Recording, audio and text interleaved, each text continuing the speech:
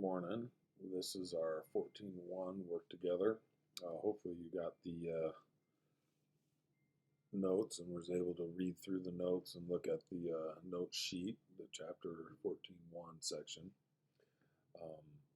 We're working with uncollectible accounts. So we have our chart here, and it's telling us we're working for Brett Company. It's the end of December 31st. This number here, you can go ahead, it says it's the current number, 236.89.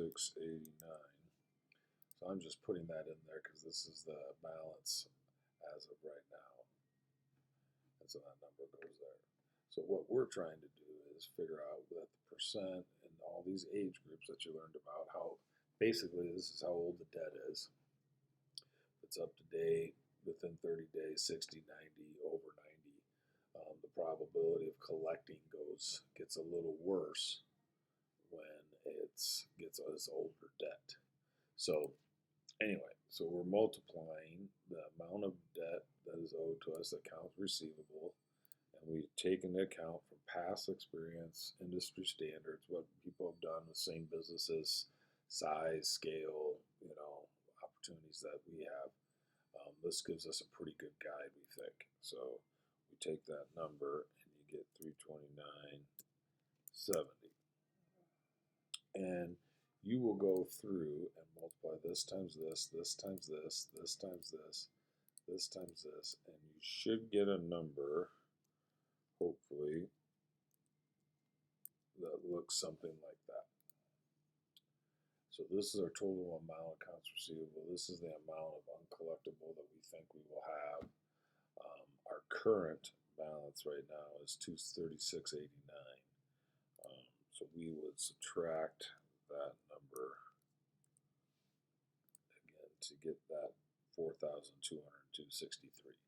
Now again, you're just going to multiply these by 2, kind of simplifying things. Okay. And then obviously then when you get to, and it shows you when you move forward, obviously, all those numbers.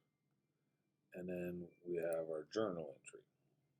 This is where you will put the month, and again, we're not putting this amount. And if you needed help, again, what can we be debiting when you're looking at the chart of accounts? What you're looking at is you're going to debit uncollectible accounts expense. That'll be your debit for this little adventure. And your credit will be allowance for uncollectible accounts. So we will debit uncollectible accounts expense.